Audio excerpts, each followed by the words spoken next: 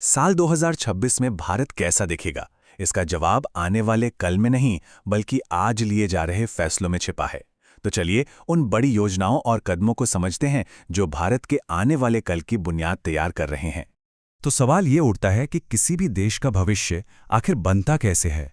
क्या ये किसी एक बड़ी घटना का नतीजा होता है? नहीं, बिल्कुल नहीं। किसी भी देश का भविष्य वो एक दिन में नहीं बनता। ये तो एक सोची समझी रणनीति के तहत एक एक बिल्डिंग ब्लॉक को जोड़कर तैयार होता है। आज हम भारत के इन्हीं बिल्डिंग ब्लॉक्स पर एक गहरी नजर डालेंगे। इस विश्लेषण में हम 4 पड़ावों से गुजरेंगे। पहले हम देखेंगे कि देश के आर्थिक इंजन को कैसे रफ्तार दी जा रही है। फिर समझेंगे कि लोगों और जगहों के बीच नई कनेक्टिविटी कैसे बन रही है। इसके बाद हम स्वास्थ्य और सुरक्षा की मजबूत होती नींव पर नजर डालेंगे। और आखिर में हम जानेंगे कि ये सब प्रगति की एक लंबी विरासत से कैसे जुड़ा हुआ है। तो चलिए शुरू करते हैं पहले खंड से। यहाँ फोकस दो तरफा है। एक तरफ खेतीबाड़ी है तो दूसरी तरफ हाईटेक मैन्युफैक्चरिंग। ये दिखाता है कि अर्थव्यवस्था को हर स्तर पर मजबूत करने की कोशिश हो रही है। यहाँ भारत की दोहरी रणनीति साफ नजर आती है। एक तरफ है बिहार कृषि निवेश प्रोत्साहन नीति, जो मखाना और शहद जैसे पारंपरिक उत्पादों के जरिए ग्रामीण अर्थव्यवस्था को मजबूत कर रही है। वहीं दूसरी तरफ है इलेक्ट्रॉनिक्स मैन्युफैक्चरिंग स्कीम, जिसका लक्ष्य भारत को एक ग्लोबल टेक पावर बनाना है। ये जड़ों से जुड़ने और भविष्य की ओर बढ़ने का एक मिला जुला प्रयास है।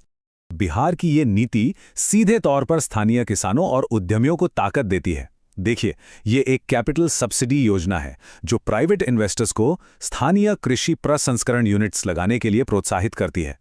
इसका सीधा मतलब क्या है? बेहतर दाम, ज्यादा रोजगार और एक मजबूत ग्रामीण अर्थव्यवस्था। और सबसे अच्छी बात यह है कि विकास को समावेशी बनाने पर कितना जोर है। अनुसूचित जाति, जनजाति, महिला उद्यमियों और ट्रांसजेंडर व्यक्तियों जैसी श्रेणियों के लिए अतिरिक्त सब्सिडी का प्रावधान है। ये सुनिश्चित करता है कि विकास का फायदा समाज के हर तबके तक पहुंचे। अब कृषि से हटकर सीधे हाईटेक की दुनिया में चलते हैं।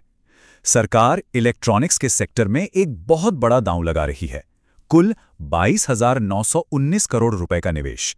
ये रकम साफ बताती है कि यह सिर्फ एक योजना नहीं, बल्कि एक राष्ट्रीय मिशन है। और इस निवेश का लक्ष्य वो इससे भी कहीं ज्यादा बड़ा है।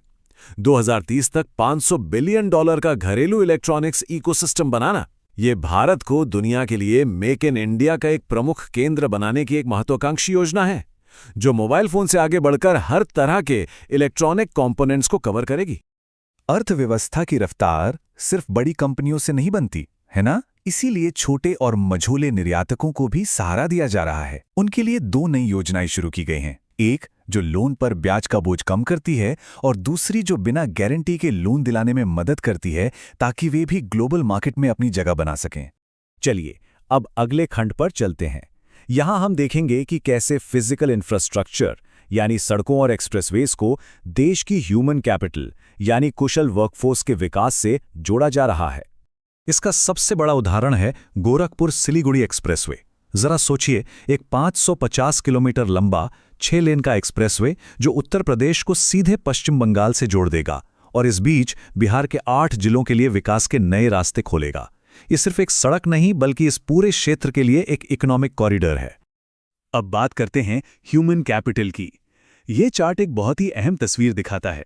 2030 तक भारत की लगभग 69% आबादी वर्किंग एज की होगी।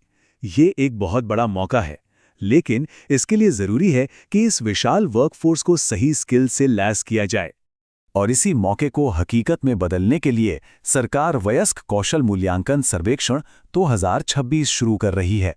ये एक तरह से एक स्किल मैप बनाने जैसा है, ये जानने के लिए कि हमारे देश के नागरिकों के पास कौन-कौन से हुनर हैं और भविष्य की नौकरियों के लिए उन्हें और क्या सिखाने की जरूरत है। हमारा अगला खंड स्वास्थ्य, सुरक्षा और पर्यावरण पर केंद्रित है। देखिए, एक मजबूत राष्ट्र के लिए इन तीनों ही क्षेत्रों में एक सुरक्षित नींव का होना बहुत जरूरी है। तो शुरुआत करते हैं एक गंभीर पर्यावरणीय चुनौती से। ये चार्ट दिखाता है कि हमारे शहरों का लगभग 72% गंदा पानी बिना साफ किए नदियों और झीलों में बहा दिया जाता है। ये सिर्फ एक आंकड़ा नहीं, बल्कि हमारे स्वास्थ्य और पर्यावरण दोनों के लिए एक बहुत बड़ा खतरा है। लेकिन अच्छी खबर यह है कि इस चुनौती से निपटने के लिए कई समाधानों पर काम हो रहा है। जैसे कि डिसेंट्रलाइज्ड ट्रीटमेंट, यानी हर मोहल्ले के स्तर पर पानी साफ करना, नेचर बेस्ड सॉल्यूशंस जैसे कृत्रिम झीलें बनाना जो पानी को कुदरती तरीके से साफ करें, और उद्योगों के लिए जीरो लिक्विड डिस्चार्ज को अपनाना, मतलब फैक्ट्री से गंदे पानी की एक बूंद भी बाहर ना निकले। स्वास्थ्य और सुरक्षा के मोर्चे पर भारत टेक्नोलॉजी और सहयोग दोनों का इस्तेमाल कर रहा है। एक तरफ जिम्स में देश का पहला सरकारी एआई क्लिनिक स्वास्थ्य सेवाओं को भविष्य के लिए तैयार कर रहा है। दूसरी तरफ दवाओं की सुरक्षा की निगरानी में हम दुनिया में 8वें नंबर पर हैं, जो बहुत बड़ी बात है। और राष्ट्रीय सुरक्षा के लिए भारत और पाकिस्तान के बीच परमाणु ठिकानों की सूची का आदान प्रदान विश्वास बहाली का एक महत्वपूर्ण कदम है। अब हम अपने अंतिम खंड में हैं। यहाँ हम ये देखेंगे कि आज के ये विकास कार्य कैसे भारत की प्रगति की एक लंबी ऐतिहासिक विरासत का हिस्सा हैं। जवाहरलाल नेहरू का एक कथन इस बात को कितनी खूबसूरती से बताता है कि हम जो आज कर रहे हैं वही कल इतिहास बन जाएगा। वर्तमान की हर पहल भविष्य की विरासत का निर्माण करती है। इसी विरासत की एक मिसाल हैं सावित्रीबाई फूले, भारत की पहली महिला शिक्षिका, जिन्होंने 1848 में लड़कियों के लिए पहला स्कूल खोलकर एक ऐसी नींव रखी जिस पर आज का भारत खड़ा है।